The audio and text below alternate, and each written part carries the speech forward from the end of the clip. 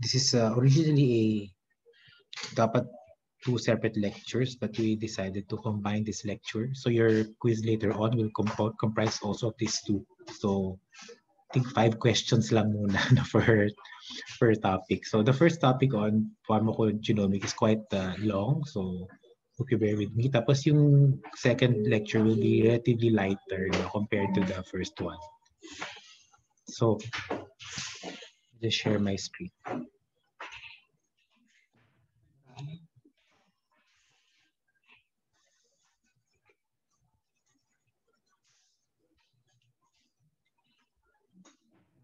Can you tell me if ang pinapakita ba yung presenter view or the actual PowerPoint?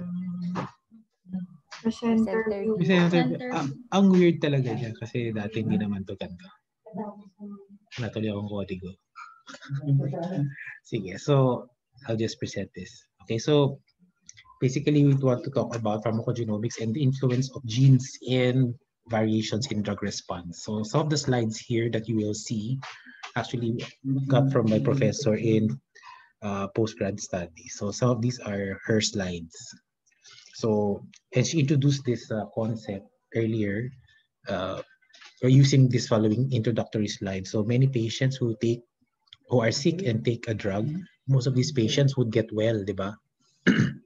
But in many patients, there's a special group of patients, some of them do not get better, either because of a suboptimal response, or sometimes they can actually die from the suboptimal response or because of an adverse reaction or a bizarre reaction. And one of the possible reasons for this variation in response despite receiving the same dose of drug are genetic factors. So in the future also you can imagine yourself walking into your doctor's office or you in your practice that there's a way for you to access the genetic information of your patient, and you can cross-reference this with the drug that this patient will take or you're supposed to prescribe, and you can see kung appropriate ba yun sa kanya or likely yun or is the patient more likely to respond or not. Now, genomic testing has already actually being used in clinical trials in order to screen possible responders or non-responders to a particular drug product. And sometimes also you can predict who are likely to develop adverse drug reactions.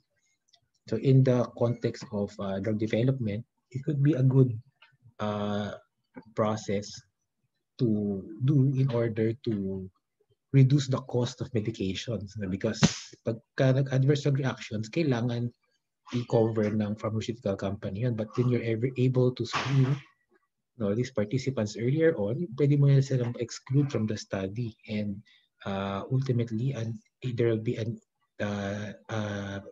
effect on the cost of medications. So hopefully we're able to use genomic testing in order to identify who will respond to medications better. Maganda rin to kasi most of the time our practice is by trial and error, diba? You give a drug, if it does not work, you give an alternative drug. But if you're able to give the best drug the first time, then we avoid all of these delays, and this patient is able to get better faster without experiencing all of the problems ng adverse drug reactions. But in terms of personalizing drug medicine, genetic information is actually already being used now, so that we are able to minimize adverse drug reactions. Yan yung actually unang area wherein we are able to apply pharmacogenomics. And majority of the examples that we will show and what was described in Katzum, ang in-exemplify niya ay yung mga examples that will minimize adverse drug reactions. So today we'll be giving you some principles in pharmacogenomics. Some of these examples describe the history and differentiate pharmacogenetics or pharmacogenomics. And then dito sa main bulk ng lecture, we'll describe the different genetic variations in enzymes, transporters, and immune system function. So this is how actually Katzung divided is the discussion dun sa sa libro natin. So yung mga examples na to. But I added other aspects so that we get a better view of what pharmacogenomics is.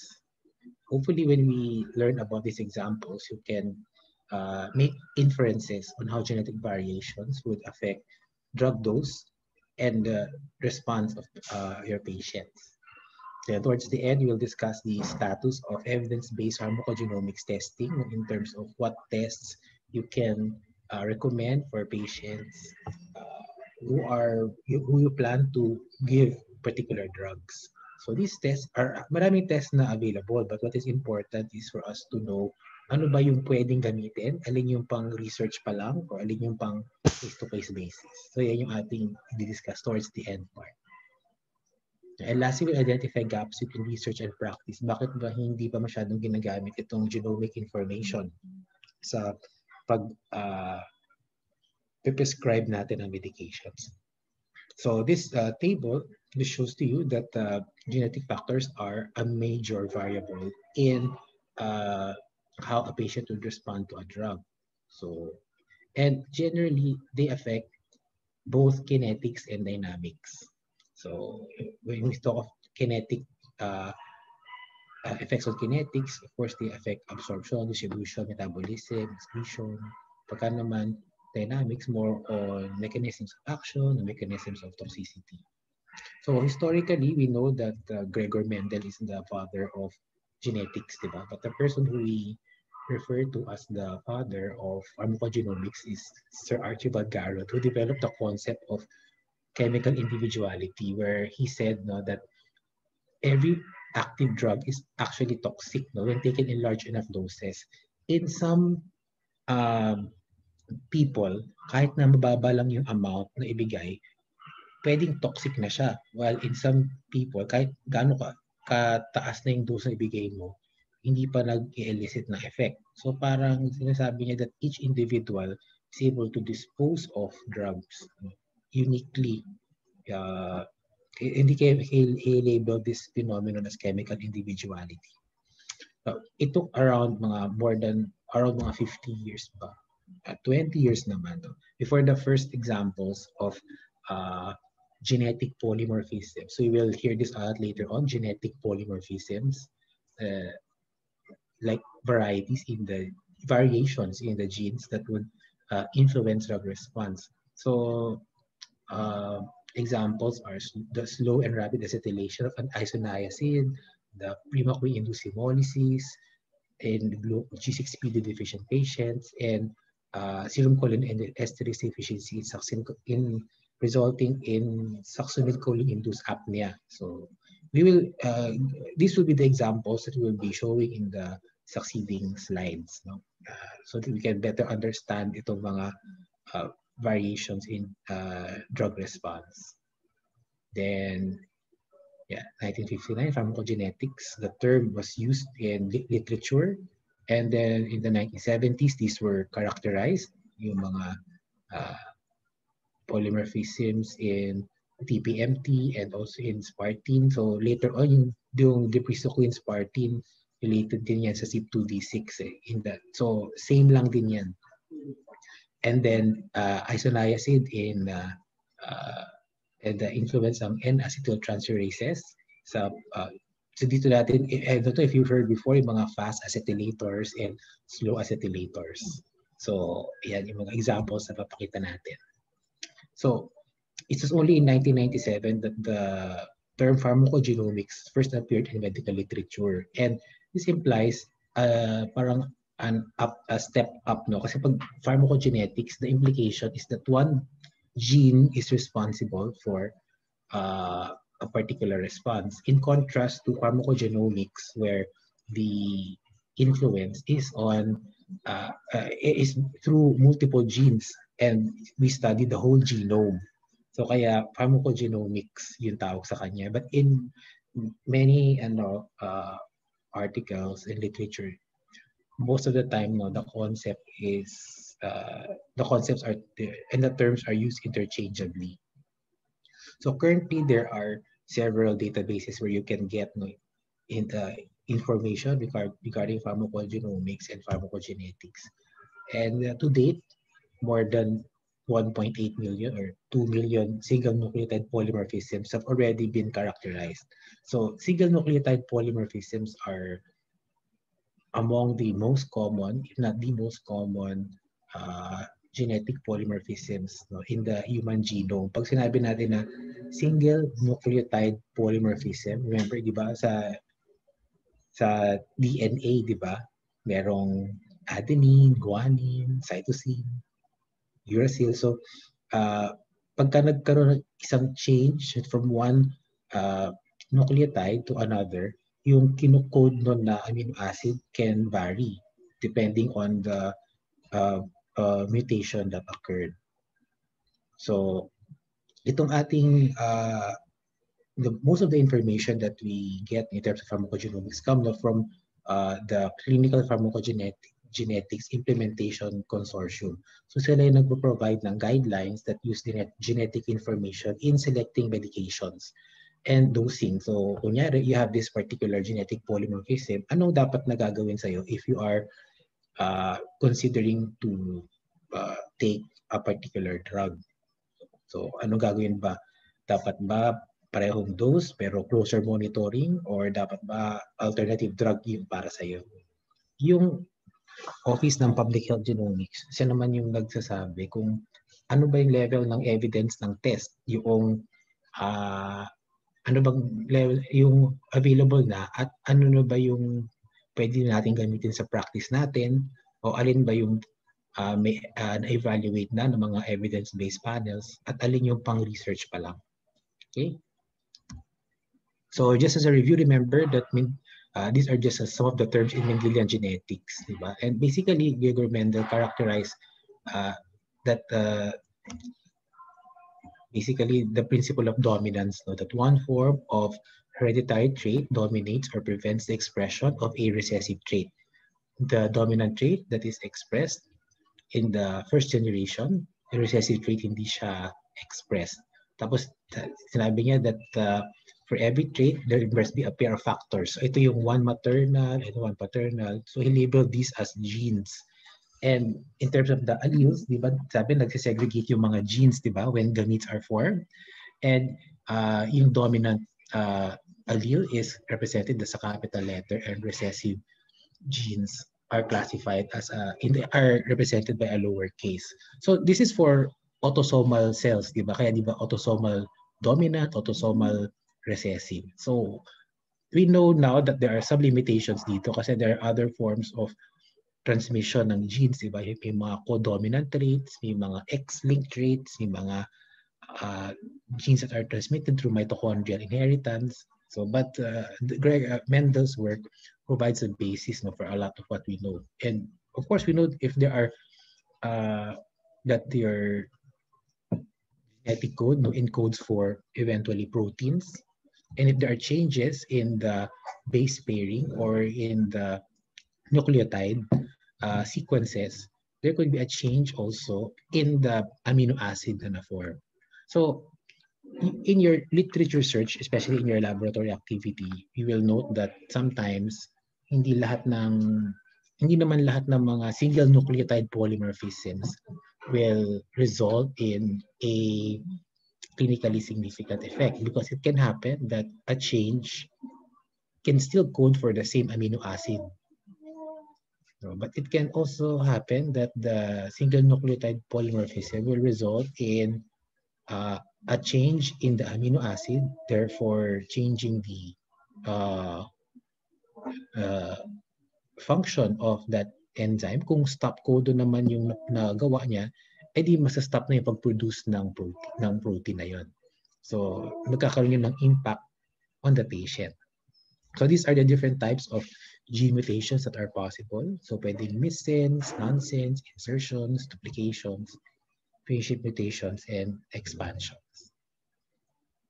So sabi nga natin kanina, kapag sinabi na pharmacogenetics, we generally refer to a single gene and a response. Pagka naman genomics, we use now genomic information.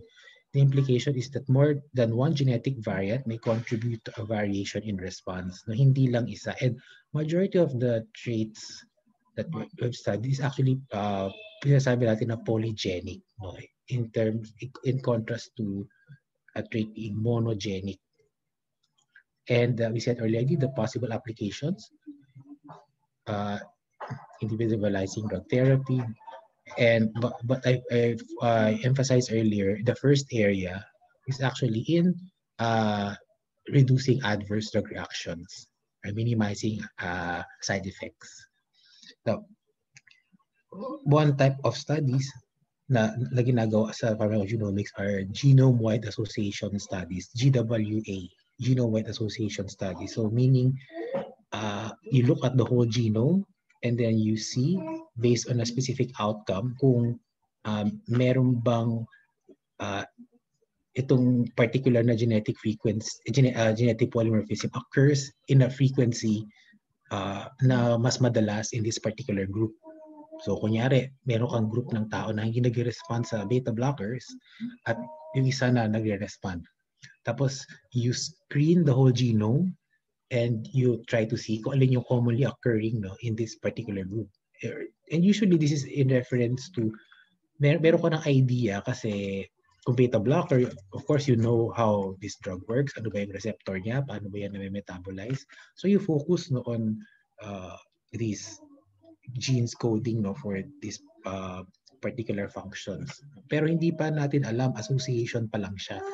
So, siyempre iba yung association, iba yung causality. So, pag association, nakita lang natin na mas madalas in frequency nangyayari yung gantong polymorphism. Pero hindi natin pa ma-establish na siya talaga yung dahilan for that.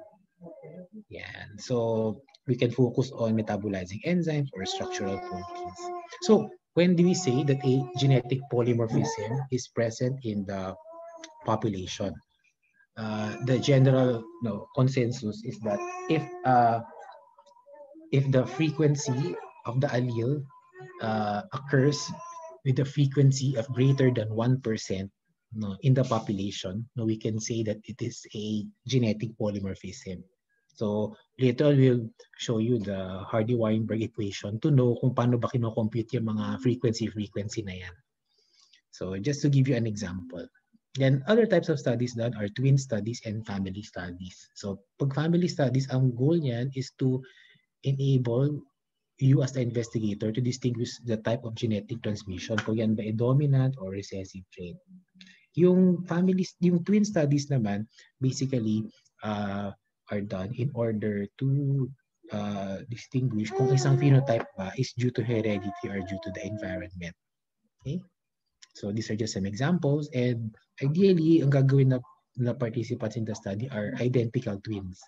Kasi mas concordant yung data, and we presume that they have a almost 99.5% na similar, identical yung kanilang genes. So mas yung data may concordance. So these are what is done in family studies, so para malaman mo kung ano bang type ng trait yan. So remember, di ba, itong ginagawa natin before sa biology, yung Punnett square, tapos yung tinitingnan natin dito yung probability na yung anak nila will manifest with a particular phenotype, or alin yung probability na magiging carrier sa isang gene. So for example, yung nasa taas, yung recessive inheritance, tapos both father and mother are carriers. So ibig sabihin, they do not manifest. So wala, yung phenotype nila is yung sa dominant trait, but they are carriers of the recessive gene. So when the alleles segregate, and ang tanong is, ano ba yung chance na yung anak mo ay dominant phenotype yung makikita, or yung recessive phenotype yung makikita? So in this case, for example, we will see na the recessive phenotype will be manifest in 25%. There's a 25% chance na yung anak niya yung manifest ng recessive phenotype. There's a 50% chance na yung anak niya ay carrier lang. So ito yung utility ng And from there, we can determine kung anong type ng genetic inheritance. So, when we describe itong mga traits na to, they can be described as either monogenic or polygenic. So, yung mga phenotype na yan, pag sinabi natin na monogenic, as the term implies, one gene siya kanya in-attribute yung phenotypic variation. Pag multiple genes, so polygenic siya. So in the population distribution, what you will see here is a difference in the population distribution curve. Majority of what you will see is polygenic. Kaya, di ba, remember your lecture last week on pharmacodynamics, yung wide unimodal or bell-shaped curve. So, siguro ito na lang. So yung nasa right, that's a wide unimodal curve. So remember sa quantile dose response curve, so yung x-axis mo, yung frequency ng occurrence in the population, tapos yung x-axis yung dose ng drug. So merong mga tao na at low doses, yung mga nasa left side, yung mga nasa left side dito, so these are people who are actually sensitive to the drug, highly sensitive. So they elicit the response even at low concentrations. In contrast, ito namang nasa right, they elicit the quantile response at high concentrations. Majority of us will be here in the middle. Kaya nga, di ba, itong mga dosing na ginagawa natin is based on population data. At ginagamit natin yung ED50, the effective dose 50. The dose that produces a specific quantile effect in 50% of the population. So pag polygenic, most likely is a wide unimodal curve. In contrast, kapag polygenic yung trait, so magdidepende siya kung yung mode of transmission is autosomal dominant, autosomal recessive, or kung codominant yung trait. So, for example, this is ito yung population distribution curve ng rapid and slow acetylation. So, pag rapid and slow acetylation, it's an autosomal recessive trait. So, ibig sabihin, di ba, pag autosomal dominant or autosomal recessive siya, dalawa lang yung makikita natin sa population. Di ba? Kaya makikita natin na curve is a bimodal curve. So, dalawa lang. Meron dito, fast acetylators and slow acetylators. So, bimodal. Dalawa lang yung peaks. Pero kapag the trait is a codominant trait, pag codominant, ibig sabihin, pareho siya na ma-manifest. So, may mga intermediate forms. So, kaya it could be trimodal or even more. So, in this case, you have, for example, CYP2D6 polymorphism is a codominant trait. So, ibig sabihin, yung pareho siyang na-express. So, it can happen na, for example, mayroong trait na fully functional yung enzyme na to, tapos nanamana niya sa tatay, tapos sa nanay niya, fully functional din. So, pag nag-combine yun, pwedeng extensive yung metabolism niya. Pwedeng may fully functional, tapos non-functional. So, combine yun, intermediate. So, ganun yung ganun siya. Kaya, meron naman na parehong non-functional, kaya parehong mababa yung kanyang degree of metabolism. So, ang gusto ko lang i-emphasize kapag polygenic, ano sabi natin sa traits? Pag polygenic, wide unimodal curve. Kapag monogenic, depende siya. Kapag heterozygous, pagka may dominant and recessive trait may dominant tsaka recessive na phenotype, bimodal siya. Pero kung codominant yung transmission, trimodal yung population distribution. Yeah. So other forms of patterns of inheritance would be X-linked. So we'll explain that later on, exemplified by G6PD deficiency, and mitochondrial inheritance. So, example lang itong aminoglycoside-induced deafness. So, pero hindi na natin bibigyan ng specific na example yan mamaya. So, ito nga sabi ko, yung mga goals for anticipated benefits ng pharmacogenomics. And I think you already mentioned these details earlier on. So, single nucleotide polymorphisms are common. One SNP, or single nucleotide polymorphism, occurs per 2,000 bases. Yeah. So, maybe I'll skip this slide na. So, there are many examples of genetic polymorphisms, and our goal is not for you to memorize all of them, pero at least to understand what happens if there is a particular deficiency or a particular enhanced function of that enzyme. So, this is more on drug metabolism, phase 1, ito phase 2, tapos you have ito naman sa pharmacodynamics ng mga receptors. So, how do we generally classify them? Yung mga genetic polymorphisms, pwedeng it affects kinetics or dynamics. So, anything that affects absorption, distribution, metabolism, excretion, that will be kinetic. Anything that affects receptors, ion channels, immune molecules, and enzymes other than for metabolism. So, for example, yung G6PD deficiency, yung mga pag-second messenger. So, yung mga activate na mga second messenger. So, these are in relation to pharmacodynamics. Now, Katzung, sabi ko nga kanina, characterizes or grouped itong mga variations na to is as variations in enzymes, transporters, and immune system function. Majority dito tayo sa variations in enzymes. So, hindi naman lahat ng mga polymorphisms in metabolizing enzymes will cause clinically significant effects.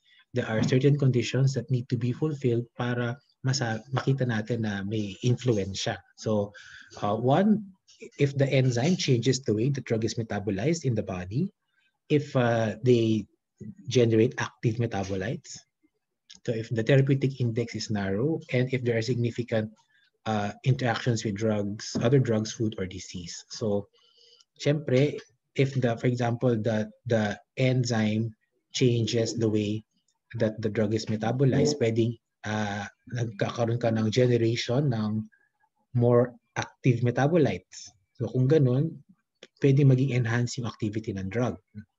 Similarly, kapag ang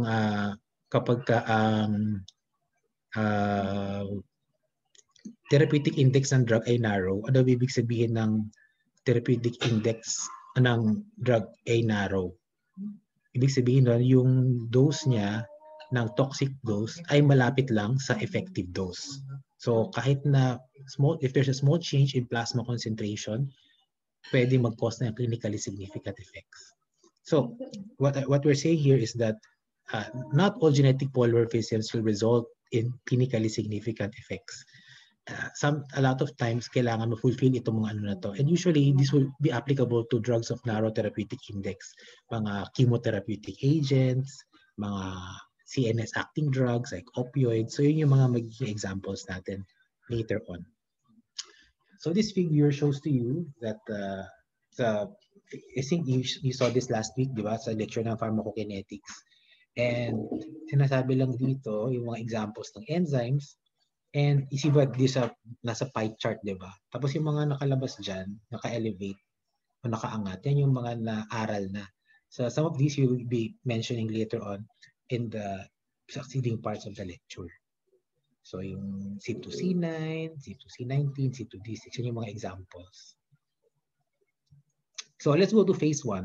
So as a review, remember phase 1, enzymes are primarily involved in oxidation of drugs, correct? And they primarily, most of these enzymes would result in inactivation of the drug. So, but depending on the drug, metabolism can generate active metabolites. So, Previously, nung wala pa yung ating mga genotypic information, nililabel lang natin yung mga phenotypes based on what we see. Kung ano ba yan, kung rapid, ultra rapid, parang ano lang, parang fast or slow. But now, with the availability of genotypic information, we can use the new nomenclature. So we use the new nomenclature. So we use the star nomenclature. So we read this, for example, as CYP2D6 star 5, CYP2D6 star 6. So this is the combination of the alleles in an individual. So yung CYP2D6 is the primary na genetic polymorphism. Tapos yung star 5 is a code for a particular type of polymorphism. So pwedeng yung star 5 na yan is non-functional and then the star 6 is functional. So pag pinag-combine mo sila, intermediate yung form. Kasi for the CYP enzyme, sabi ko kanina, di ba, it is a co-dominant trait. So each of these alleles may be assigned a functional activity score. So pwedeng non-functional, reduced, or fully functional siya. So pwedeng iba-ibang combinations siya. So pwedeng dalawang fully functional. Usually that's extensive. Yung mga ultra-rapid naman, ito yung mga may gene duplications or multiplication. So yung normal function or fully functional tapos na-multiply pa siya, so nagiging ultra-rapid metabolizer sila. So from here, we can see that the enzyme activity is generally co-dominant or additive, and we can now define the phenotype based on the level of activity. So pag 0, poor metabolizer. Kapag 0.5, intermediate. 1 to 2, extensive. And more than or equal to 2, ultra rapid. So majority of the population will be extensive metabolizers. So pag nakita nyo yan sa mga libro or sa journal articles, pag sinabi na extensive, yan yung parang common sa population or yung sinasabi na wild type. And then the rest are genetic polymorphisms na. So pwedeng poor, intermediate, or ultra rapid siya. So for the phase 1 enzyme, ito yung mga examples that we will go into detail in the next few slides. So first, yung CYP2D6, cytochrome P450-2D6. So these are involved in the oxidation of primarily basic compounds. So you note that, di ba sabi natin, maraming drugs minimetabolize ang CYP enzymes, pero for genetic polymorphisms, hindi lahat yan nagkakos ng relevant effects. So pagka narrow therapeutic index, usually yun yung nagkakos. So the example that we will give here will be your opioids. So there are many different alleles and genetic polymorphisms ng CYP2D6 enzyme. So may non-functional, reduced function, and fully functional. So hindi nyo kailangan memorizein yan. Kailangan alam lang natin na meron. Now, frequent in Europeans are itong star 4, which is a reduced function. No? Star 4, non-functional allele. So, so this non-functional allele is nearly absent in Asians, but 20% occurs in it occurs in 20% of Europeans. So based on the Hardy-Weinberg principles, the genotypic frequencies among Europeans are as follows. So homozygous, yung mga homozygous dito sa non-functional allele are 4%, tapos heterozygous are 32% in the population. So just before going to the examples, just want to briefly explain ano ba tong Hardy-Weinberg principles na yan. So the Hardy-Weinberg principle is an algebraic formula to estimate the frequency of dominant and recessive genes in a population. So it was developed in the early 1900s para makapaggawa ka ng computation. And you can predict gaano kadami ba yung frequency ng alleles or genes in a population. Kung alam natin, unang-una, kung paano natatransmit yung gene at kung alam natin yung frequency ng isang phenotype in the population. So this is the formula for the Hardy-Weinberg equation. So please, kasama sa exam, lalabas ito. Please memorize the components. So P squared is the frequency ng homozygous dominant genotype sa population. 2PQ heterozygous. Q squared yung homozygous recessive genotype. And then yung P and Q are the dominant and recessive alleles respectively.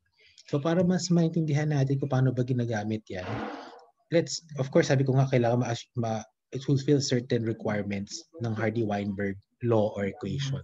So kailangan walang mutation, there's random mating, no gene flow, there's infinite population size, and no natural selection occurs. So the example that we're giving here is albinism. You're familiar with albinism or yung mga tinatawag natin locally as mga anak araw, di ba? So these are people who have very little to no melanin. So in North America, ang frequency ng albinos in the population is 1 in 20,000. 1 in 20,000. So since we know that, so given that albinism is an autosomal recessive trait, so yung 1 in 20,000, diba, that is the frequency of the homozygous recessive genotype in the population.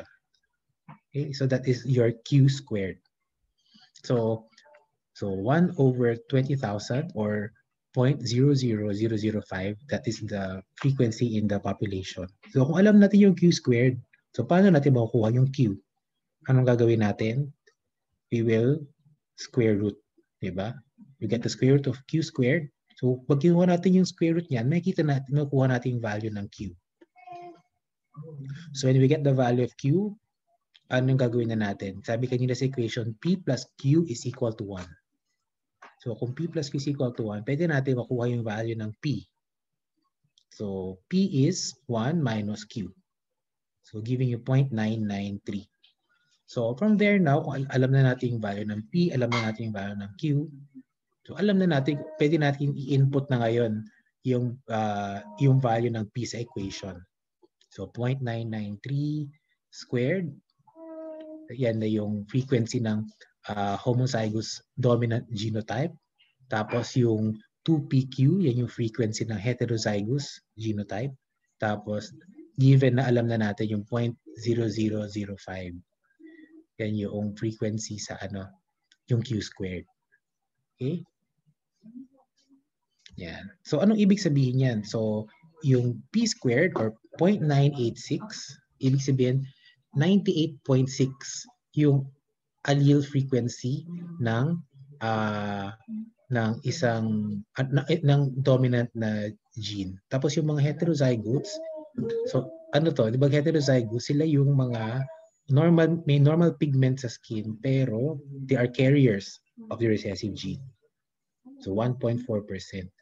And then yung frequency ng homozygous recessive individuals, 0.005. Alam na natin yan kanina, di ba? Based on the initial information gathered.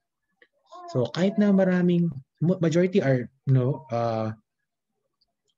have normal melanin in their skin, 1.4% in the population are actually carriers of the albino gene, which can still be transmitted. So it lang. So kaya sinasabi kanina sa part na they follow the Hardy-Weinberg equation. So they utilize this computation and that they were able to see na nag-jive yung Hardy-Weinberg equation doon sa nakita nila in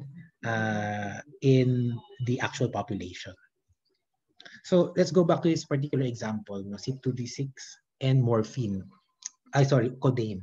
So codeine is converted to morphine by CYP2D6. So this brings about the analgesic activity of codeine. Now we know that there are genetic variations, may extensive, poor, intermediate, and ultra-rapid metabolizers. So pag extensive, ito yung general population. Pag poor and intermediate metabolizers, ito yung hindi efficiently nagko-convert ng codeine to morphine. While yung mga ultra-rapid metabolizers, very efficiently silang nagko-convert ng codeine to morphine. Therefore, itong mga ultra-rapid metabolizers are more likely to experience adverse effects of morphine such as drowsiness and respiratory depression. So ito yung pinaka-important dito for codeine. And take note no that di ba sabi natin dati na yung metabolism generally forms inactive metabolites, no? But in this case, yung effect niya is generation of active metabolites. Therefore, ultra-rapid metabolizers, sila yung mas at risk for the effects of the drug. Kaya, ano recommendations?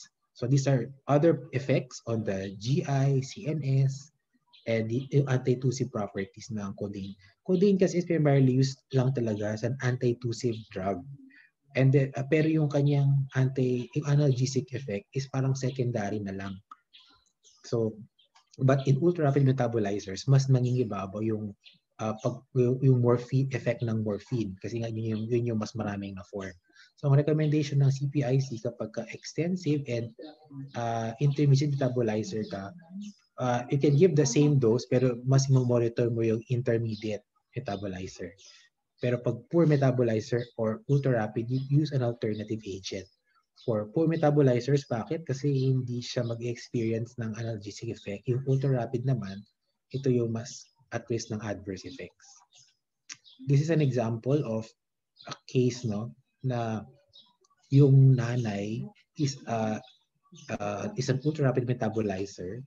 Nag-take siya ng codeine, tapos so convert siya ng codeine to morphine in her body. Tapos yung morphine na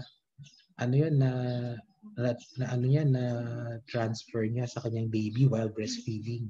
So napunta sa baby yung morphine and actually is a cause of morphine poisoning. So nung nag-breastfeed siya. So pwedeng hindi lang yung effect is dun sa mother, but pati dun sa sa infant niya kasi excrete siya sa breast milk. Yeah. So another example here is polymorphism sa CYP2C19. So basically it metabolizes acidic drugs, and the clinically important drug here will be the antiplatelet drug clopidogrel. So again, there are several polymorphic genes. May mga poor, ultra-rapid, and intermediate metabolizers.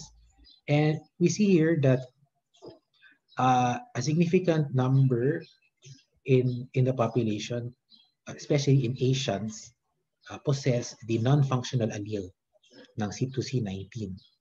So for clopidogrel, the important thing here is that 15% of clopidogrel or Plavix is converted to the active form by CYP2C19. So yan, tandaan natin, 15% of clopidogrel is converted to the active form by CYP2C19. So, diba, clopidogrel is an anti-platelet drug. So, what do you think will happen kapag merong reduced function nitong allele na to?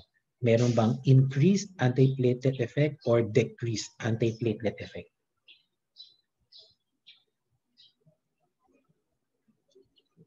So if there, sorry, increased ba? Decreased. O kasi di ba the enzyme, ang purpose niya is to generate an active metabolite. Therefore,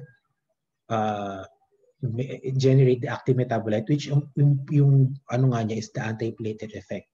So if there is reduced function of that enzyme, mas konti yung na-form na active metabolite, and therefore there is reduced anti-platelet effect. So what has been seen is that the reduced anti-platelet effect will have clinical significance dito sa mga pasyente na acute coronary syndrome tapos hemangioplasty at nilagyan ng stent. So ito yung mga pasyente na kailangan mag-take din ng clopidogrel. Parang mas increase yung risk ng restenosis dahil hindi nga nagiging effective yung drug as an antiplatelet drug kapag may reduced function allele. So note that this is specific for this condition, pero less dramatic yung effects niya pagka ginagamit yung clopidogrel for atrial fibrillation or stroke prevention.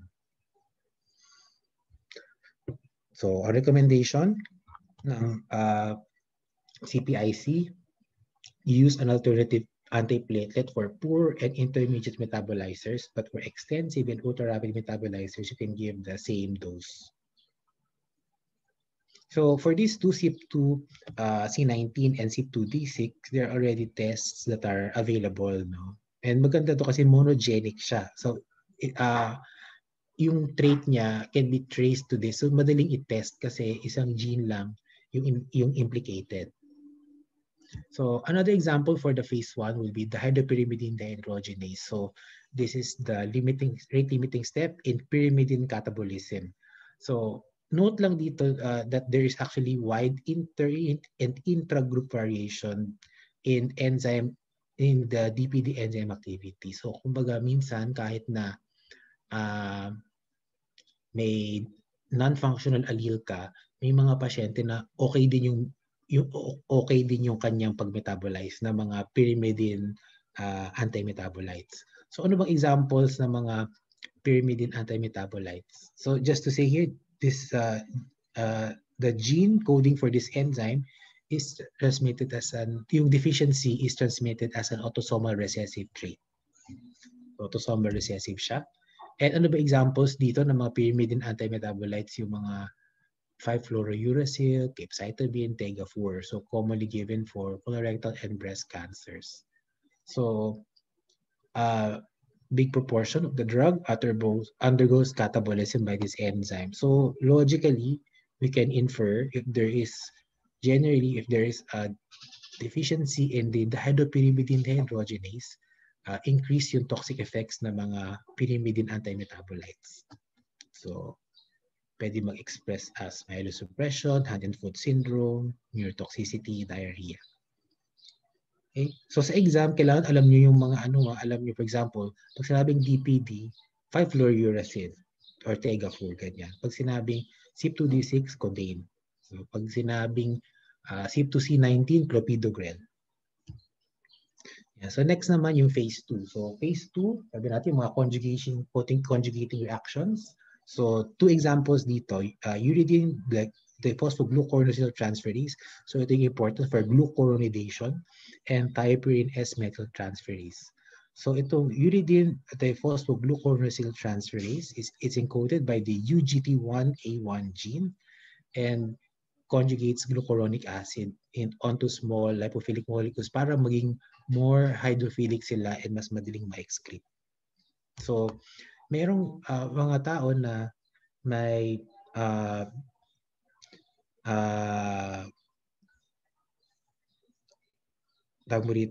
Gilbert syndrome. So parang may allele sila na non-functional. So glucuronidation is not as efficient. So kung walang tinitake na drug is actually compatible with life. Generally benign yan. Although they are at risk for adverse drug reactions, pagka yung drug mo is metabolized and it's eventually part of the metabolic process is through glucuronidation. So an example of drug here is irinotecan. So this is a chemotherapeutic agent, again used for colorectal cancer. And ang involved actually ito is not the parent drug but the metabolite SN38. So yung SN38 siya yung cytotoxic na form. And yung glucuronidation process degrades itong SN38. So logically, if there is deficient or reduced glucuronidation, you have increased toxic effects such as bone marrow suppression and GI toxicities. So another important example is TPMT, itong thiopurine methyltransferase. So as the term implies, for the activation ng mga thiopurine drugs. So an example niyan yung mga azathioprine, 6-mercaptopurine, thioguanines. So may mga tao na, especially Europeans and Africans, that have a non-functional allele. So it occurs frequently in this population. May non-functional allele sila. So and commonly, ano ba yung mga drugs na ginagamit? Saan bang conditions ginagamit itong mga drugs that are metabolized by TPMT? So again, you have these examples of non-functional alleles. So azathioprine is used commonly as an immunosuppressant. So, and also used in prevention ng organ transplant rejection. Tapos yung 6-mercaptopurine and thioguanins, these are used in cancer. So if you look at the normal process ng metabolism ng thiopurine, this is inactivated by the TPMT and xanthine oxidase. So logically, if there is a reduced TPMT activity, increase yung risk ng adverse effects. And historically, nakita nga no, na ginagamit itong mga drugs na to for ALL, lymphoblastic leukemia, and they noticed na yung mga bata na they were experiencing the adverse effects, no, na parang nag-overdose sila sa drugs, no, kahit na they receive the same amount ng drug. So eventually, genetic testing will allows us now to classify patients, and actually all patients na mag-receive ng thiopurine antimetabolites kailangan i-test for TPMT activity, because what we also see here, no, is that you can actually reduce the dose by as much as 95% of the usual dose and still effective pa rin yung drug. So mas konti actually yung kailangan bigay, pero effective pa rin siya for the patient. Hindi siya mag-overdose. So other enzymes. So ito naman, these are examples ng mga, some of these are dynamic, some of these are kinetic. So for example, glucose 6-phosphate dehydrogenase. Diba, G6PD deficiency is one of the tests done in newborn screening. And it's important because there are certain food or drugs na hindi pwedeng i-take ng mga patient na may G6PD deficiency. So remember, the normal function of this enzyme is to generate reduced NADPH, which will prevent oxidative damage sa mga erythrocytes, preventing hemolytic anemia. So if you have G6PD deficiency, you are at increased risk of hemolytic anemia if you are exposed to oxidative stress in food or drugs. So note that G6PD deficiency is an X-linked trait. So X-linked siya, yung kanyang expression nagva-vary sa sex ng patient. So, saan ba nakikita madalas itong G6PD deficiency? Ito yung nakikita madalas sa mga tao na nakatira sa mga areas where malaria is highly endemic. So, bakit naging prevalent itong G6PD deficiency in malaria, in areas na predominant ang malaria or endemic ang malaria? This is because it's actually a protective evolutionary trait, no? Pagka madaling mag-hemolyze ang red blood cells, yung malaria parasite, hindi siya nag-proceed yung kanyang life cycle, and therefore mas nag-survive yung patient. So when they survive, they pass on these genes to the next generation. So the problem now arose when when majority of these people possess this gene, and then you introduce drugs that cause oxidative stress. So the first case of hemolytic anemia due to G6PD deficiency was when Primaquine was tested for malaria. So yan yun. So this just to explain. So X-linked siya. So siya yung ang nagko-code nun ng G6PD deficiency is in the X chromosome. So ano ang magiging possible na phenotypes? So alala natin male and female. So pag male XY, pag male XY, pag female XX. So kailan magiging normal ng activity ng G6PD enzyme? So kapag isang male na 1 normal X, syempre, di ba? Kasi siya lang yung mapuproduce. Pag female na parehong normal, syempre, normal yung activity niya. Now, kailan natin malalaman na reduced activity, clearly, we can madaling makita kapag yung male, meron siyang G6PD deficiency in the X chromosome kasi wala nang iba mapoproduce. So, for sure, reduced G6PD activity siya. Same also pagka parehong may G6PD deficiency yung X chromosome nung female. So kung 2 deficient siya, kung homozygous siya. The issue now is with heterozygous females or hemizygous females. Ibig sabihin may one deficient and one normal functioning. So, ibig sabihin nito kasi remember that the X chromosome undergoes mosaicism. So pag mosaic, anong ibig sabihin ng mosaic? Iba, mosaic is an art form, diba? Sa mga church. Tapos it's composed of tiles of different colors. So parang sinasabi lang niya na yung X chromosome is composed of different cells. So may fully functioning and non-functioning. So in hemizygous females na may one deficient and one normal, it is possible that you can have a wide range ng spectrum ng enzyme activity. Pwedeng fully functional yung enzyme activity niya or pwedeng severely deficient pagka hemizygous female. So kaya, for G6PD deficiency, it's important na ma-detect yung actual enzyme activity and not just the genotype of the patient. Kasi pag hemizygous female, the enzyme activity can vary extensively from fully functional to severely deficient. So again, kailangan dito, pagka ang female hemizygous, kailangan mag-actual na enzyme activity level.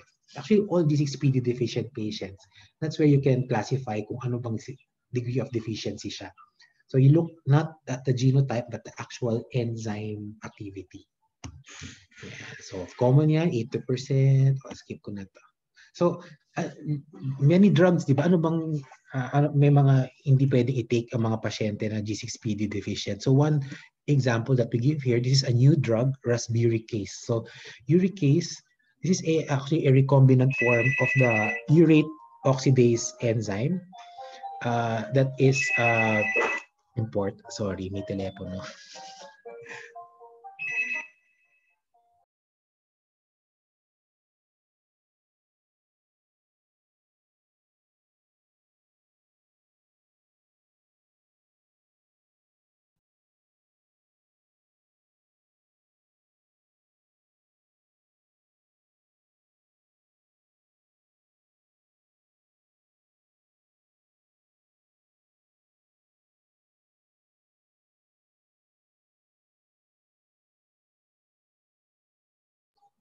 Sige, so this drug normally, ang function nito is that it converts uric acid to allantoin. This is actually a porcine enzyme. So wala tayo niyan in the human body.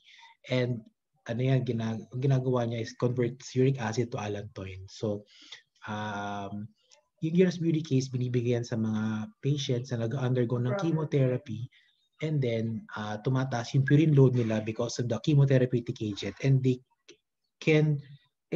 high uric acid load can precipitate an acute gouty attack. So to prevent this, yung uric acid will be converted to allantoin. So however, this process of conversion releases hydrogen peroxide, which causes oxidative stress. So, therefore, pwede magkaroon ng hemolytic anemia. So if a patient is going to receive rasburicase, it must be ensured na na-test siya for G6PD deficiency. Sige. Yeah. So next, I think this is one of the last na ba for enzyme. Hindi pa, meron pa palang dalawa. So next examples for the enzymes would be succinylcholine-induced paralysis. So ito yung one of the classic examples. Succinylcholine is actually a skeletal muscle relaxant that generally acts very quickly. Short-acting lang yan. Pero if you are deficient dun sa enzyme that will degrade this enzyme, mas mahaba yung duration of action niya. So the inherited form of this deficiency is an autosomal recessive. It is transmitted as an autosomal recessive trait. So aside from succinylcholine, pwede ring involved dito yung mga agricultural pesticides of similar structure. So paano ba nadadiagnose ito? It's usually by suspicion kapag prolonged yung respiratory paralysis following general anesthesia. Tapos iti-test kung mababa ang pseudocholinesterase so the enzyme is pseudocholinesterase. It's encoded by the butyrylcholinesterase gene. So treatment, there's no direct treatment, supportive lang. So mechanical ventilator support, And then important to prevent it in the future. So you avoid exposure to choline esters and you inform other relatives because this since it's a genetic enzyme deficiency, pwedeng meron din yung ibang mga relatives.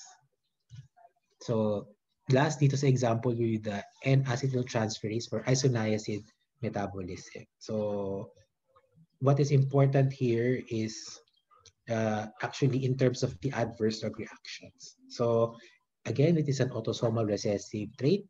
And from here, we can classify phenotypes as either rapid or slow acetylators. So ito na lang tandaan nyo, pagka N-acetyltransferase on isoniazid, so NAT2 gene siya, number one, autosomal recessive. Tapos, for rapid and slow acetylators, efficacy of the drug remains the same. So whatever the speed ng acetylation niya, efficacy ng drug pareho lang, pero yung adverse effects mas nakikita sa mga slow acetylators. So yung mga slow acetylators, ito yung mga two low activity variants. So ano nga sila? Recessive. Homozygous recessive. So mas at risk sila for polyneuropathy and hepatotoxicity.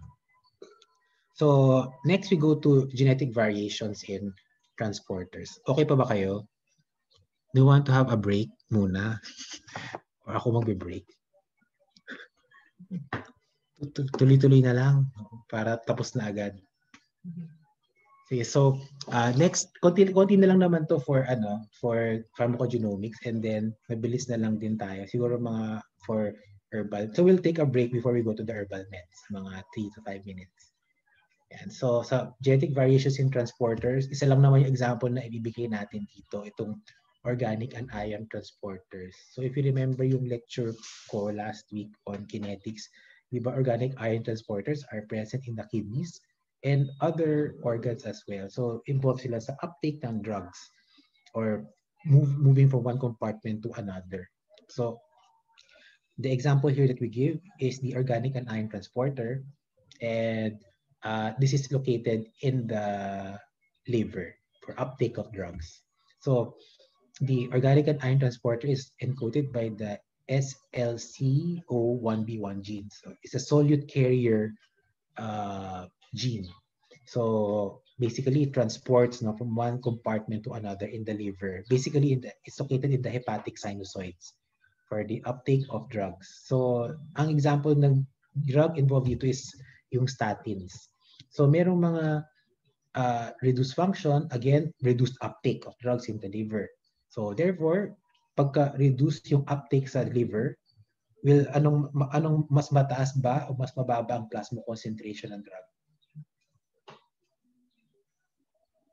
Pag-reduced uptake sa liver, so is okay, correct. So the plasma concentration is higher. So kapag gano'n, mas mataas yung risk for toxicity ng drug. So the example that we give here is simvastatin. So generally yung mga statins are well tolerated, pero yung kanilang significant adverse effects are hepatotoxicity and rhabdomyolysis. So kapag may reduced function siya, mas mabagal mas mahina yung uptake sa liver, mas mataas yung plasma levels ng drug. So ang recommendation kapag meron kang at least one non-functional allele is to give a lower simvastatin dose or an alternative statin. So tandaan nyo, this is specific for simvastatin. So hindi siya applicable sa ibang mga statins. So next we go to the genetic variations in immune system function. So pag immune system function, two possible effects. It's either may risk ka for hypersensitivity reactions or yung mga drug response. So dalawa yung examples na papakita natin dito, yung human lymphocyte antigen polymorphism and the interferon lambda 3 polymorphism. So yung mga drug-induced hypersensitivity reactions, di ba, ang manifestations can be variable from rashes to pwedeng toxic epidermal necrolysis or Stevens-Johnson syndrome. And many drugs are associated with hypersensitivity reactions. So, among the possible mechanisms, ang pinaka-well-studied, itong mga in relation to abacavir, flucloxacillin, and carbamazepine in terms of hypersensitivity reactions in relation to the human lymphocyte antigen, particularly the human lymphocyte antigen B polymorphisms. So, certain polymorphisms will result in the generation of a protein product na actually pwedeng ma-detect. And in patients na merong ganitong polymorphism, this particular polymorphism, mas mataas yung risk ng drug-induced hypersensitivity reactions. So these are the possible mechanisms. Pwedeng there's altered antigen binding sites or selective recognition ng drug-bound peptides, kaya may manifest as an allergic reaction. So pwedeng sa skin, pwedeng sa liver, so maraming possible na manifestation. So this will be applicable for the drugs that we mentioned here, yung abacavir, flucloxacillin, carbamazepine. So mataas yung risk nila pagka-present itong polymorphism na to. Remember, it is in the human lymphocyte B polymorphism. So the other example that we show here is yung polymorphisms in the interferon lambda 3. So this would encode for cytokines that are important for an immunologic response. So polymorphisms dito in this cytokine can result in an alteration in the response to certain antiviral agents. So this is exemplified dito yung treatment ng hepatitis C virus with pegylated interferon alpha with ribavirin. So basically what this slide will say is that yung mga polymorphisms na may favorable response at merong mga unfavorable response. So SVR here is the sustained virologic response. So mahirap na ma-memorize itong mga numbers na to, di ba? Pero basically, ito yung example na favorable yung response. So, mas bibigay natin yung drug combination na to sa pasyente na may ganitong polymorphism. So, compared sa unfavorable response. Okay, so there are many other genetic variations which we will not discuss. So, moving on dito sa towards the end, itong polygenic na effect. So for the previous slides, ang binibigay natin na examples are one gene, one response. So ito naman, bibigyan natin yung example na multiple genes na nagpo-produce ng multiple ng isang response. So the classic example shown here is on warfarin response. So the index case historically that was seen was yung warfarin resistance na kailangan niya ng mas mataas na dose para magkaroon ng anticoagulant effect. Pero majority that we actually see is yung warfarin sensitivity na mas increased yung risk ng bleeding. So and this is contributed to by two important genes coding for the CYP2C9 enzyme and the VCOR-C1 enzyme. So ano ba yung functions niyan? So yung CYP2C9, it's a phase 1 enzyme that metabolizes warfarin. So basically the CYP2C9 enzyme inactivates warfarin. Therefore, if you have reduced function CYP2C9, will you have increased or decreased risk of bleeding?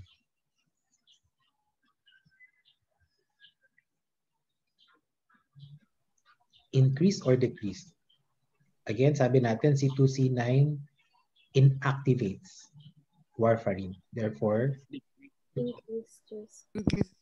increased, correct. So kapag reduced function ng CYP2C9, increased risk of bleeding.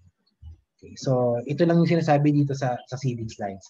The other one is the vitamin K epoxide reductase. So this is actually the target of their warfarin. Diba? Warfarin is a vitamin K epoxide reductase inhibitor. So, ano bang normal function ng enzyme na to? It would reduce the vitamin K. And kasi kailangan natin yung reduced vitamin K for synthesis ng vitamin K-dependent coagulation factors. So, pagka meron kang reduced function ng vitamin K epoxide reductase, so baseline pa lang, kahit wala kang drug, wala pang warfarin, mababa na yung levels mo ng vitamin K-dependent coagulation factors. So, and then, pag nagbigay ka pa ng warfarin, ini-inhibit mo pa yung remaining residual na na functional na vitamin K epoxide reductase. So, therefore, what will be the effect? Pagka reduced vitamin K epoxide reductase function, tapos nagbigay ka ng warfarin, increased or decreased risk of bleeding? Increase po. Increase din, correct. So,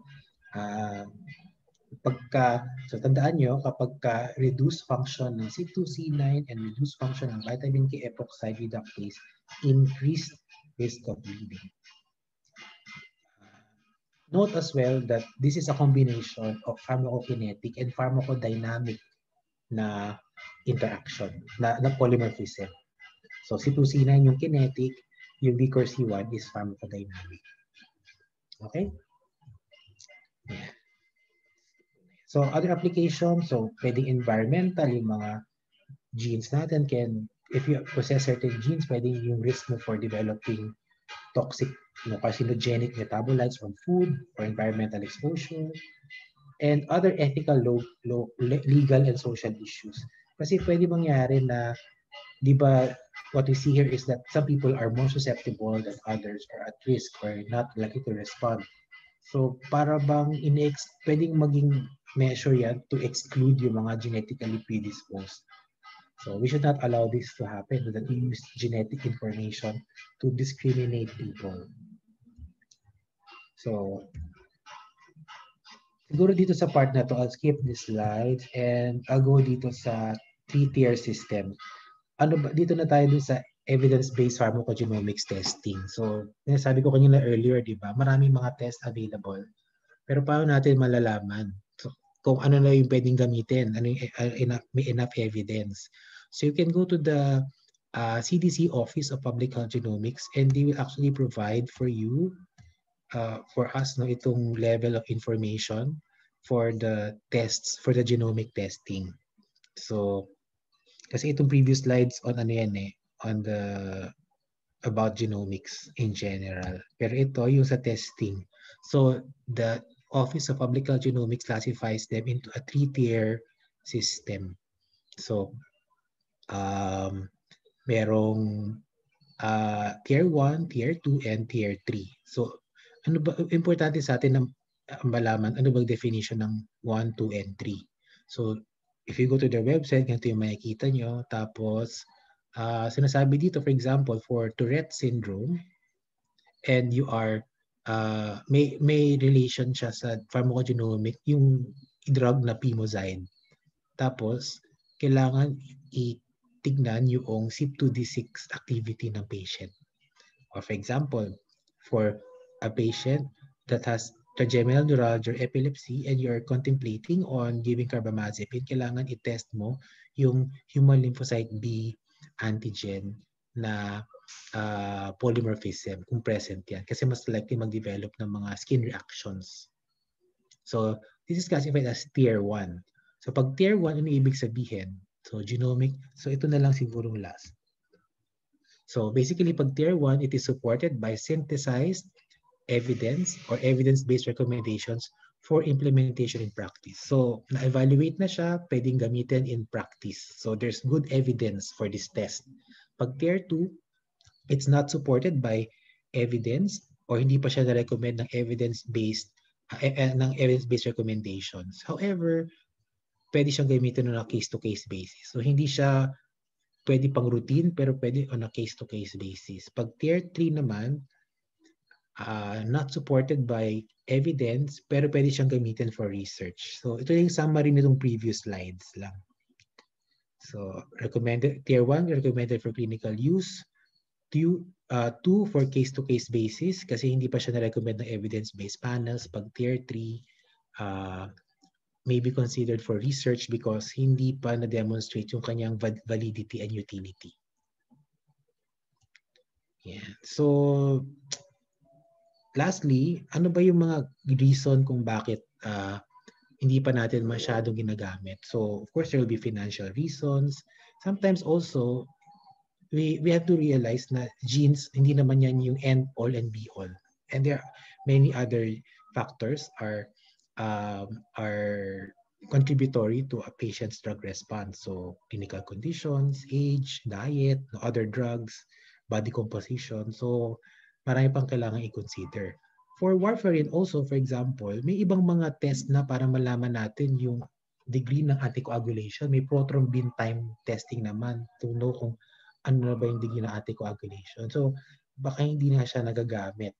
Kaya lang nga, di ba, parang dadating pa doon sa point na makikita mo na sobrang prolonged pala niya at kailangan mo mag-adjust ng dose. So, gusto natin sana na hindi naaabot doon sa chance na mag-develop ng adverse effects yung patient. Now, sabi nga, kailangan natin yung reality na individualize mo yung drug therapy using genes, hindi mo talaga magagamit yan kung genes alone lang yung gagamitin mo, kung DNA testing alone lang. You need to combine different omics approaches para truly ma-individualize yung drug therapy. So, you use liver enzymes, urine metabolite profiles, and plus genetic polymorphism data para truly ma-individualize yung drug therapy. So, ito yung mga other issues. We may not be, may mga economic, ethical issues that may still be hindrances kung bakit hindi pa natin masyado nagagamit itong genomic testing. I think this is the last naman. Do you have any questions? Mabilis ba masyado? Kaya ko palang magsalita ng dire-diretso. So let's have a 3-minute CR break before we go to the last lecture on herbal meds and supplements.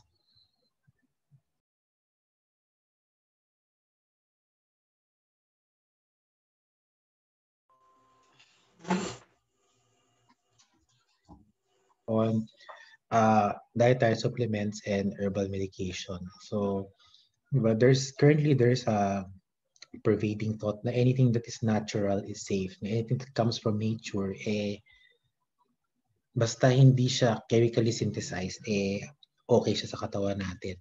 But we should remember that anything that we take into our body and it is marketed as health enhancing, kailangan ma-evaluate natin properly. So by the end of this lecture, you should be able to contrast the botanical regulations concerning the registration of mga botanicals and supplements in contrast to therapeutic drugs. Then we'll describe itong mga examples ng mga supplements, whether botanicals or nutritional products, as to their intended use, mga proposed mechanisms of action, risk for adverse effects, and potential for drug-drug interactions. And then we'll describe briefly the process of herbal medicine development in the Philippines and list some of the herbal medicines in the Philippines. Note that we differentiate these botanical supplements from herbal medicines because meron na tayong mga registered na mga drugs that are registered herbal medicines that actually have a therapeutic claim. So historically, people have been taking things, eating things, putting things on our body in order for the body to get well.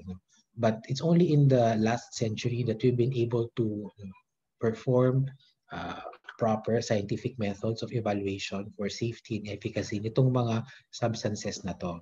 You must remember that anything that we take in the body can be problematic. Depende sa dose. Sabi nga ni Paracelsus, diba, who is the father of toxicology, poison is in everything. So pwedeng maging toxic siya, depende sa dose. And for supplements, or especially for mga plants, titingin nyo anong mas likely na mag-cause ng toxicity. yung kumain ka ng isang tasang malunggay or kumain ka ng ng tableta ng malunggay supplement? Alin yung mas toxic? Yung malunggay na dahon. Malunggay na Yung dahon, mas tableta toxic. Yung tableta, mas toxic yung nasa tableta na or supplement form kasi pinocess na yon, kinoncentrate, nag-extract ka. So mas mataas yung toxic, yung possibility na magkaroon ka ng toxic effect kasi mas concentrated na siya.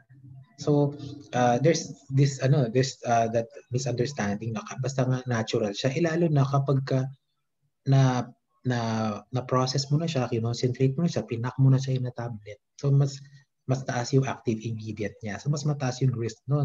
Compared kunyari na kumain ka lang ng ilang dahon, 'di ba? Mas mataas yung risk ng adverse effect nun. So also the second important principle is that good evidence is equal to good medicine. So you should look at the current available evidence. So these are health enhancing substances. So therefore, kailangan tignan natin, meron na ba yung randomized clinical trials? Ano mga studies available to assess kung meron ba siyang enough evidence? So we owe it to our patients na kung mag-recommend tayo na meron namang evidence yung ating nire-recommend. And sabi nga ni Katzung actually, while these are classified as supplements, sabi niya dapat anything that is promoted as health enhancing should undergo the same process of evaluation as anything else. So kung minamarket siya na nakakabuti ng paningin mo, dapat mag-undergo din siya ng drug evaluation. Kaya lang ang problema, itong mga supplements na to are classified as food products. So since they're classified as food products, parang exempt sila from na mag-submit ng mga studies for ng clinical efficacy in human clinical trials. Hindi naman natin sinasabi na hindi na tayo gamit ng mga halaman kasi historically we know na maraming mga halaman ang naging source ng mga gamot natin that is still currently used today.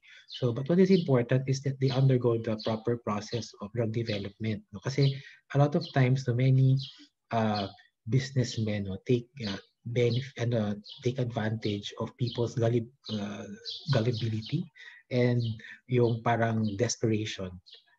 And kasi sabi nila na mas mura, pero minamarket siya something that's health beneficial pero may mga disclaimer. Di ba sinasabi pag commercial ng gamot, no, ang Lola Remedios ay hindi gamot at hindi dapat gamitin gamot sa panggamot sa anumang uri ng sakit. So yun na yung bagong translation ng note, this drug has no therapeutic claims. So because a drug has a therapeutic claim. So pag supplement siya, wala siyang therapeutic claim. Sasabihin niya lang lagi na with good lifestyle, exercise, at iBerry, luminaw ang mata ko. so yun yung, diba? So you need to be wary of this.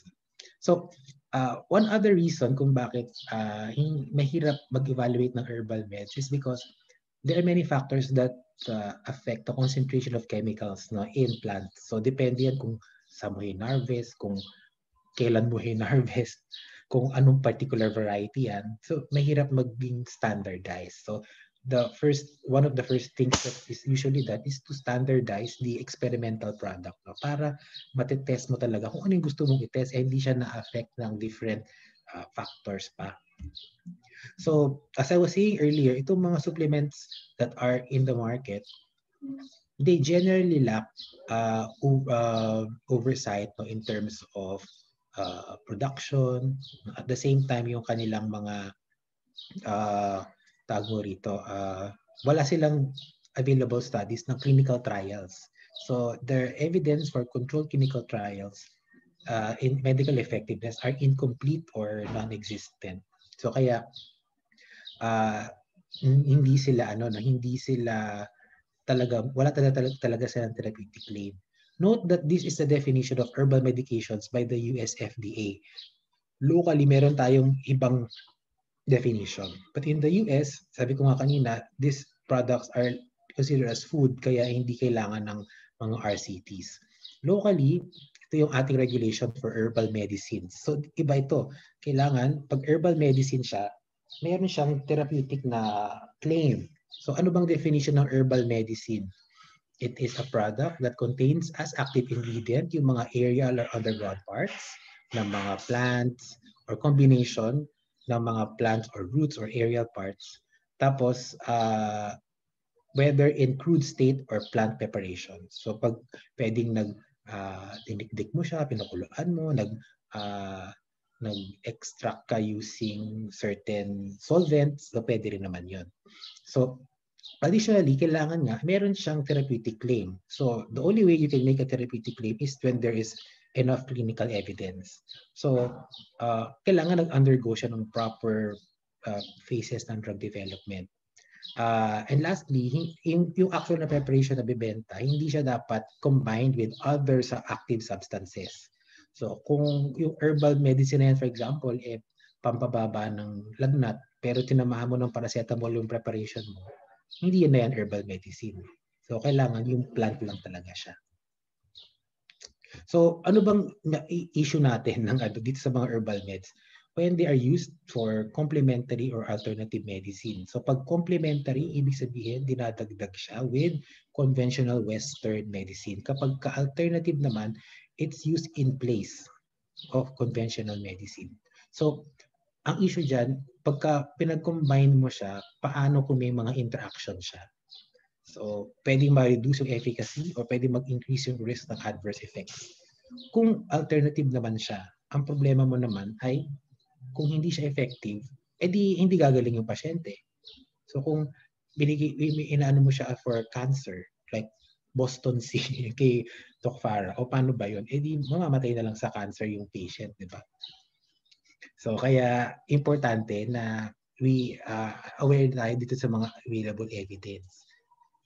So this table will show to you the different supplements that we'll be going through in the next slides. So, anong kasama sa exam? Siyempre, dapat alam natin yung supplement, what is the intended use, ano ba yung kanyang proposed mechanisms of action, ano ba yung mga available na studies, may enough evidence ba yan na ito ay useful for this condition or kulang pa? Meron bang, tapos ano ba yung mga adverse effects niya and risks for drug interaction. So yun yung magiging bulk ng composition ng exam.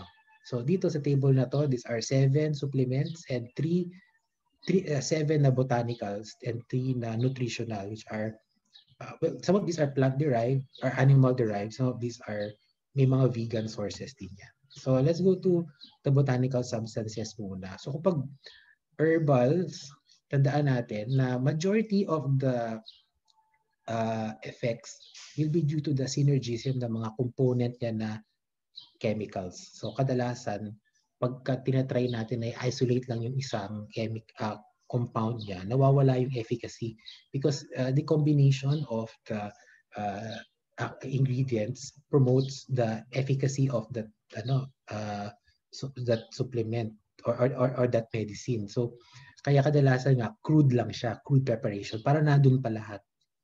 So, depende yun, kasi syempre, yung mga drugs na mention natin kanina, like aspirin, periwinkle, yun, isolate natin yung isang chemical and na-maintain yung efficacy niya.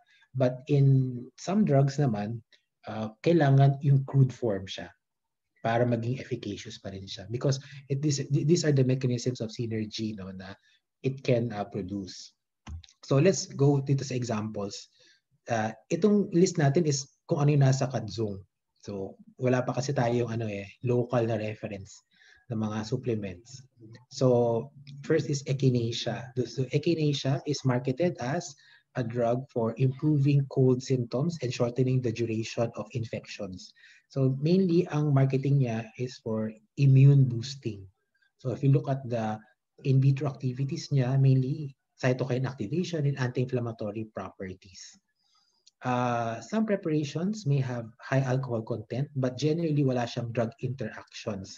However, some alkaloids present in echinacea can deplete liver glutathione stores. So pwedeng mag-increase yan ng risk for acetaminophen toxicity pag nag-deliberate or accidental overdose ng acetaminophen ng isang patient. So if you look at the mechanisms of action, you see here mainly increased antibacterial activity by activating cytokines, macrophages, phagocytosis. So, kulang pa actually ng mga studies no, in humans for echinacea. But purportedly, it can be useful in withstanding infections and in the future also possibly withstanding cancer. So depende sa dosing kasi remember di ba cancer is also a result of a weak immune system where the body is not able to identify itong mga mutations and therefore nagpo-proceed siya and nagbi-build up yung mga mutations na yan. So but again, hindi pa enough yung evidence for echinacea. So but ang marketing niya for improving immune system function. So the next supplement is ephedra, or known in traditional Chinese medicine as ma huang. So the component chemical constituents are ephedrine and pseudoephedrine. So in the action, I placed here a question mark kasi dun sa chapter ng Katzung on supplements, sabi dito is indirect acting siya. So pag sinabi natin na indirect acting, ang effect niya is on ang indirect acting, ang function niya is on releasing ng catecholamines from the vesicles. So indirect acting yun. Pero if you look at the chapter ng Katzung on sa autonomic agents, yung effect niya is actually mixed. So pag mixed, may direct tsaka indirect action. So example ng direct, ibig sabihin ng direct, magbabind siya directly sa adrenergic receptors. So pero pagka indirect, ang mechanism niya is release of neurotransmitters. So kaya nilagay ako ng question mark dito. So pero but if you go to look kasi sa chapter ng sympathetic nervous system, dahil siya mixed acting. So ano ba ang traditional use ng mahuwang in traditional Chinese medicine? Ginagamit yan for asthma, to cause bronchodilation, for bronchitis, for kunyari nasal decongestion no, para mag-constrict yung blood vessels sa nose, tapos nagko-cause din siya ng diuresis and relief of bone and joint pain. So it also acts as a CNS stimulant, itong ephedrine, ay yung mahuwang. So if you're going to look at the mechanism of action, you see here na clearly may mixed action siya. So may direct action on the beta receptors and alpha receptors. Also it releases catecholamine catecholamines from the vesicles. Kaya nagkakaroon siya ng bronchodilation, CNS stimulation, appetite suppression. So kaya ginagamit ito sa mga weight loss. Ginamit yan before for weight loss supplements and improving athletic performance kasi para may adrenergic stimulation. And then vasoconstriction in the vessels sa nose causing nasal decongestion.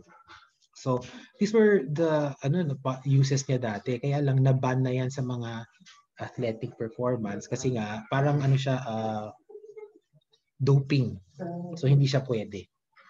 So if you see the adverse effects, these are mostly related to excessive catecholamine stimulation. So tachycardia, palpitations, hypertension, arrhythmia, and toxic psychosis because of excessive CNS stimulation. So yun yung important actually dito sa ephedra. So kaya hindi na siya, kaya it's actually a banned na supplement in the athletic field. So next is garlic. So wait lang excuse me.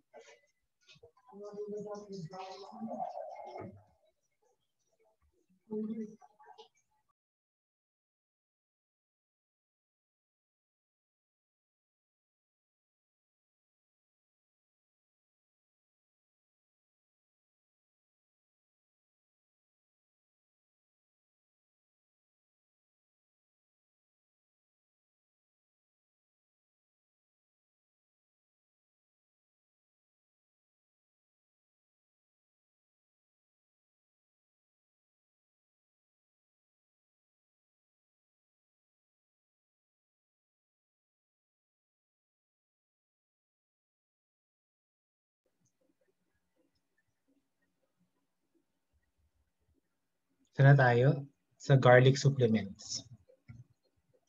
So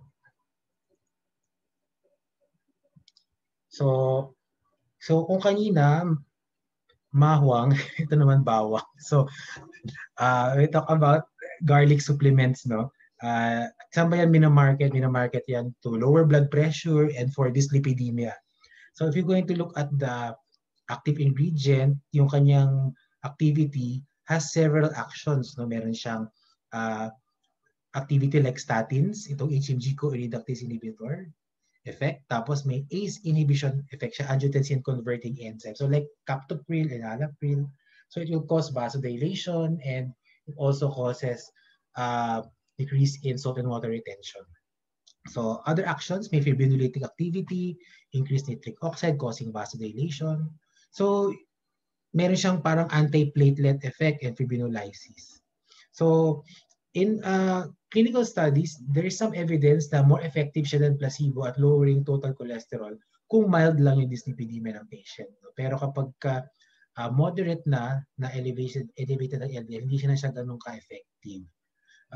And kulang pa yung naaral na siya in advanced coronary artery disease, pero parang nag-reduce daw siya ng plaque accumulation, pero mga outcomes like death, stroke, and myocardial infarction hindi pa naaral. So yun pa yung kailangan pag-aralan kung merong pa talaga siyang effect sa clinical outcomes.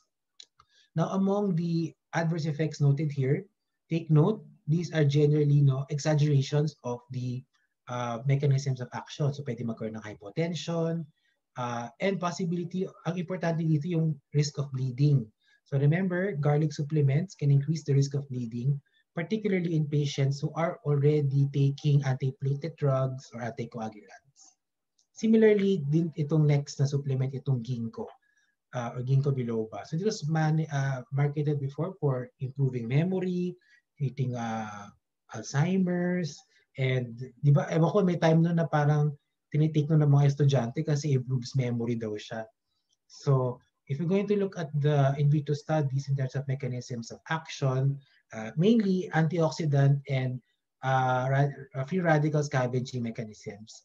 Tapos may nitric oxide effect siya, so it causes vasodilation and reduces blood viscosity similar to the antiplatelet effect, and it causes changes in CNS neurotransmitters, yung mga excitatory neurotransmitters natin like glutamate, and also yung mga, some studies say serotonin, no? But may excitatory. So tataas yung mga excitatory neurotransmitters. So clinical studies have actually shown that it's useful siya sa intermittent claudication in patients with peripheral artery occlusive disease, most probably as a result ng vasodilating effect niya. They may also reduce markers as oxidative stress, pero yung cognitive impairment not likely to benefit by yung mga patients na may dementia. In terms of the significant adverse effects, siguro pinaka-importante dito dalawa, increased risk of bleeding and it is epileptogenic. So kung may seizure disorder ang pasyente, hindi dapat mag-take ng ginkgo biloba supplements. Next, ginseng. So again, garlic and ginkgo increase risk ng bleeding. And then another one, itong ginseng. So it also increases the risk of bleeding. And also, if you're going to see here, yung ginseng is being purported to be yung parang for everything siya eh. Lalo na sa mga di ba, kung nanonood kayo ng mga K-drama or nanonood kayo ng mga di ba, kung kumain kayo sa Korean restaurant, di ba, may nakakain na ba kayo ng samgyetang? That's ginseng chicken. Yan. So basically it improves everything improves everything. So actually that's one that's one red flag ng ng quack science or something. Pagka it purportedly improves everything, it's a cure all, but it's too good to be true. So most likely it is too good to be true. So, but in terms of itong ginseng, sabi niya it's purported to improve mental and physical performance, pero limited ng evidence. So, there's some evidence in prevention of colds and actually can lower postprandial glucose levels. So Well, in patients, in diabetic patients, pwedeng beneficial siya. Ang problema, pagka nagtitake na ng anti-diabetic agent, mas mag-risk siya for hypoglycemia. So, you need to be careful. Itong mga nagtitake ng mga ng anti-diabetic meds like insulin or like metformin or any other agent, anti-diabetic agent. Pag nag-take pa nito, pwede hypoglycemia ang patient. Another important effect niya, may estrogenic effect siya. It's a weak estrogen, so pwede mag-cause siya ng mastalgia or breast pain and vaginal spotting. Parang hindi enough yung estrogen para ma-maintain yung proliferative phase ng endometrium, kaya sa-spot siya kasi weak estrogenic effect. And then again, caution in patients with taking antiplatelet or anticoagulants kasi increased risk ng bleeding. Next is milk thistle. So milk thistle is, kilala natin yan, di ba? This is dito nakuha ang Silimarin. So ito yung binamarket for liver protection. So, and if you're going to look at the mechanisms of action, mainly it's antioxidant effects then, and we emphasize here, it increases hepatocyte RNA polymerase activity. So, I emphasize that because later on, meron yung relevance doon sa use ng isomer ng Silimarin, which is Silibin, in the treatment of Amanita phalloides mushroom poisoning. So, in animal studies, it has been shown to have a hepatoprotective effect. Pero in human clinical trials, hindi ganun ka-significant ang reduction ng all-cause mortality or changes in histopathology. So, yon. Animal models may evidence, humans kulang. And then, yung mention ko na Silibin, which is this is the antidote to Amanita phalloides mushroom poisoning. So, this is the specific mushroom that causes liver injury actually. So, ang toxin niya nagkakause ng liver injury is the amatoxin. And if you see yung most important na mechanism niya for causing liver toxicity is inhibition ng protein synthesis by inhibition ng RNA polymerase. So, parang ninenegate niya yun. It's one of the mechanisms ng efficacy niya. So, next is St. John's wort. So, this is a supplement marketed to improve mood. So, and for patients who are mild to moderately depressed. So, yung mga clinical depression. So, usong-uso yan ngayon sa pandemic times.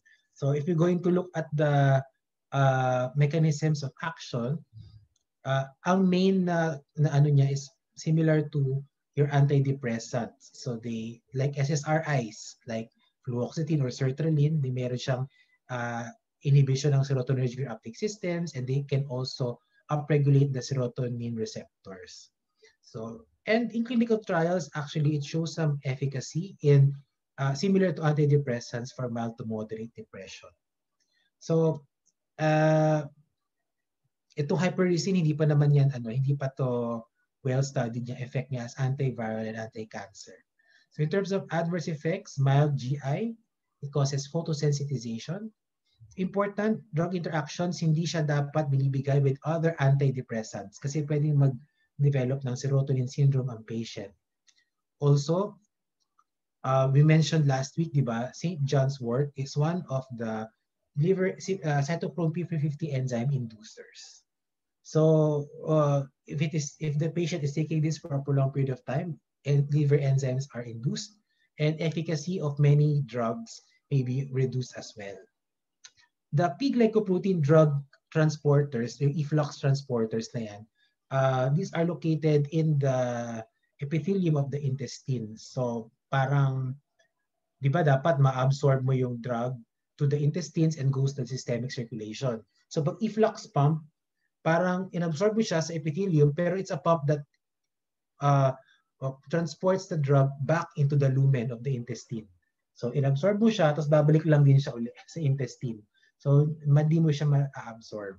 So, these two mechanisms, induction of cytochrome P450 and P-glycoprotein efflux pump transporter induction, results in decreased efficacy. So, yung isa, increased metabolism, yung isa, reduced absorption. Next is saw palmetto. So, itong saw palmetto, Binibigay yan, marketed siya for prostate health. So if you look at the purported na in vitro mechanisms niya, it inhibits 5-alpha reductase that converts your inactive testosterone to active testosterone and antagonize your androgen receptors. So mainly, these are anti-androgenic effects. And there are mixed results in use niya in benign prostatic hypertrophy. So kulang pa. May mga ibang studies na ano siya, na may response, may ibang studies na walang response. Now, majority of the adverse effects are related to the anti-androgenic effects. The decreased libido, one of them. Yung iba naman like abdominal or GI disease, headache, common naman yan for any other drug. Note, hindi siya ginagamit din for prostate cancer, ha?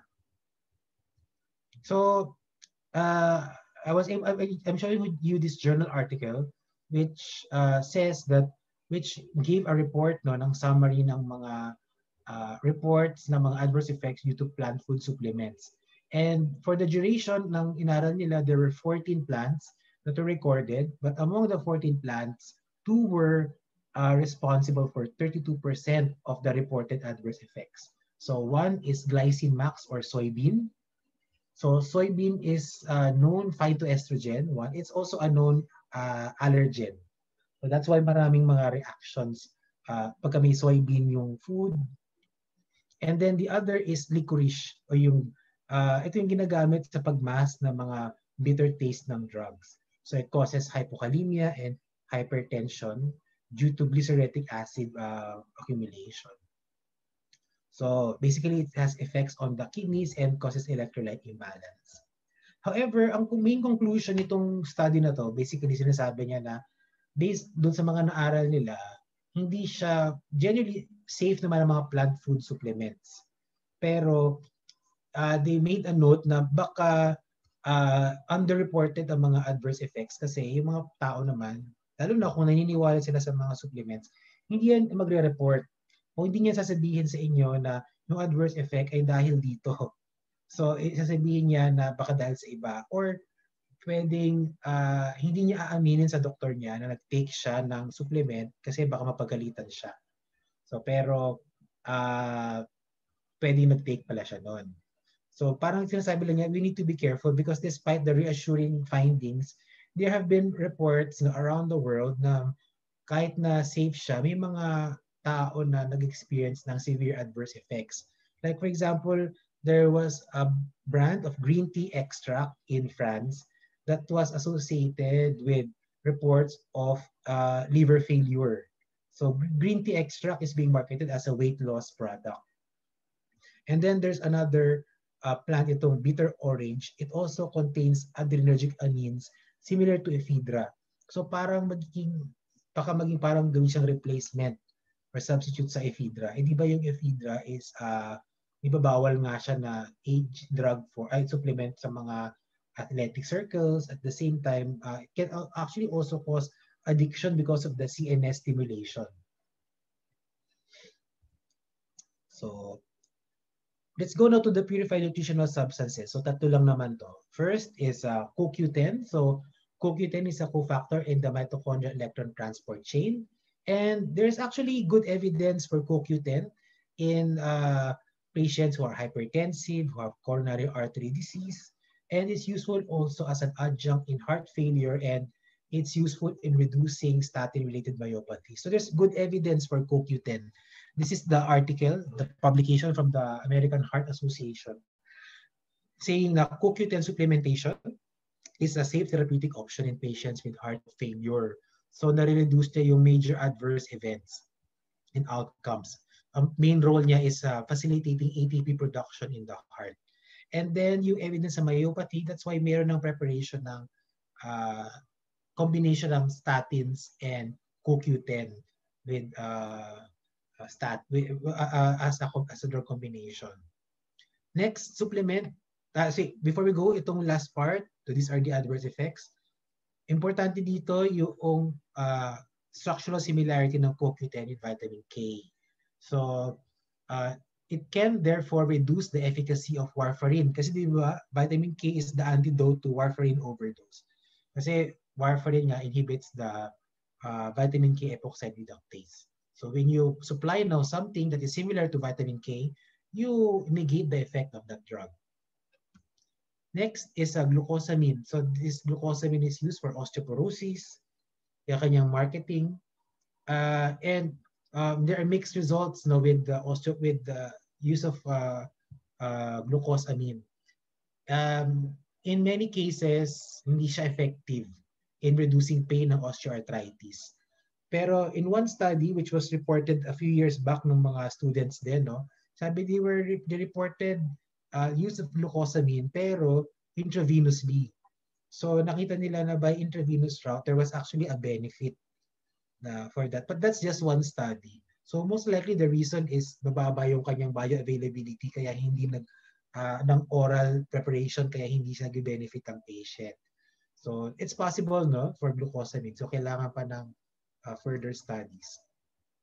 Important to note that glucosamine is derived from crustaceans. So mga patients with shellfish allergy hindi dapat mag-take ng glucosamine. And lastly, the supplements is melatonin. So yung melatonin is, a pineal gland hormone that is important for regulating your sleep-wake cycles. And it also has other purported activities like contraception, against aging. Basically, antioxidant din siya. Yan yung sinasabi nila na mechanism. Now, in terms of evidence, may good evidence with for melatonin for jet lag and insomnia. So they reduce yung daytime fatigue, yung mga naka-jet lag at insomnia, improves sleep onset and duration. There's actually a drug available now, Ramelteon, which is also a melatonin receptor agonist. So, but that's a drug. Ramelteon is a drug, not a supplement. Okay? So, toxicity, pwede siya mag-cause ng next day drowsiness. And siguro, ang isa sa gusto ko i-focus dito, yung, di ba sabi, yung purported activity niya is contraception. So if you're going to look at the hormonal effects niya, it actually can suppress the mid-cycle LH surge. Eh, di ba important yan for ovulation? Yeah, so kung di mag-ovulate ang female, hindi magiging pregnant. So, kung desirous ka ng pregnancy, that can be a problem. Di ba? Or and in males, chronic use decreases the sperm quality. So, pwedeng marami kang napoproduce na sperm pero hindi naman sila gumagalaw. Kaya hindi rin hindi siya makakapag-fertilize. And then in breastfeeding mothers, it decreases prolactin. It can decrease prolactin levels. So, madi-decrease ang milk production. So, this would be a problem pagka may chronic melatonin use. Now, I'll skip now these slides because these are just supplemental information. If you want to read through this, you can. Basta mga other warnings. No, pero I'll skip this slide. Masyado ng detailed yan. Let's go now to herbal medicine drug development in the Philippines. So, sabi ko nga kanina, di ba, in the Philippines, herbal medicines are actively being developed. Pero kailangan there is a scientific process na pag-develop sa kanya. Hindi pwedeng pupunta ka lang sa labas, hanap ka ng dahon, evaluate mo na siya for something. So there must be a basis. And nagawa na yung pag-aaral niyan initially. So ginawa ng ating mga ng mga medical anthropologists natin is that they interviewed yung mga traditional healers and tinanong nila kung ano ba yung halamang gamot na ginagamit nila for particular conditions. And then, ano bang part ng plant na yon at paano nila pine-prepare. So from there, you can see, for example, kung decoction siya, di pinakuluan siya, ito yung mga water-soluble substances na ginagamit. So kung ano yung way ng pag-administer ng mga traditional healers at kung ano yung na-extract nila, we try to validate that. No? We simulate yung paano in-extract at kung ano yung active ingredient, yun yung i-validate for efficacy. So this is what was done. So sinurvey muna, then you choose an herbal medicine and screen for pharmacologic action. So this would involve now a meeting of the agricultural research, preclinical research, and pharmaceutical research. una, for agriculture, dapat nga, di ba, stable yung compound. So, dapat pare-pareho siya. So, dapat hindi walang masyadong variation. Tapos, eventually, you prepare that. You must have a product, a powder, a solution that you can test, and eventually in vitro studies, animal studies, and then in human trials. And then you see if you see the efficacy, pwede mo na siyang i-register as an herbal medicine. So, and to date, there are 3 herbal medicines that have been registered. You have Sambong, Lagundi, and Acapulco. So, and this table summarizes to you the clinical uses and the pharmacologic action of these 3 registered herbal medicines. So yung Sambong is, ang pharmacologic action niya is a diuretic and for chemolysis of urinary tract stones. So pagka chemolysis, mas mataas yung dose niya. May brand available, Reliefia type brand niya. You look, meron dong dosing for diuresis, may dosing for dissolution ng renal tract stones. Yung Lagundi, you're familiar with this, no? It's marketed as an anti-tussive agent for cough of non-bacterial origin and also for asthma. And what is unique dito, if you look at the action niya, meron siyang effects na both controller and reliever. So yung controller action will be the bronchodilation and yung mga anti-muscarinic na effect, no? Pero more on the bronchial relaxation yung effect niya. And then yung that's the reliever action. Tapos yung mga controller, yung mga antihistamine, anti-leukotriene, and anti-inflammatory effect. And lastly, Acapulco is marketed as an antifungal agent. Although personally, I haven't seen yung preparation ng Acapulco as an antifungal lotion. So these are the 3 registered herbal medicines. So tatlo lang yan, so tandaan nyo sila. And then the rest, no, still leaves room for us for further research sa validity ng kanilang claims na beneficial sila. So I think these are the last slides. These are the references. Are there any questions? So skip ko na itong part na ito ng summary. Kasi we'll just be repeating. So do you have any questions for the supplements and herbal medicines?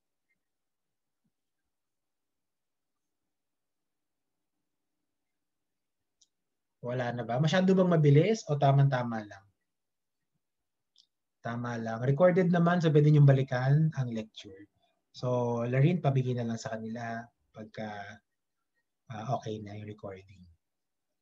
Okay, so you have 1 hour to review for your quiz. So you preload at 5 and you start the quiz at 5:10.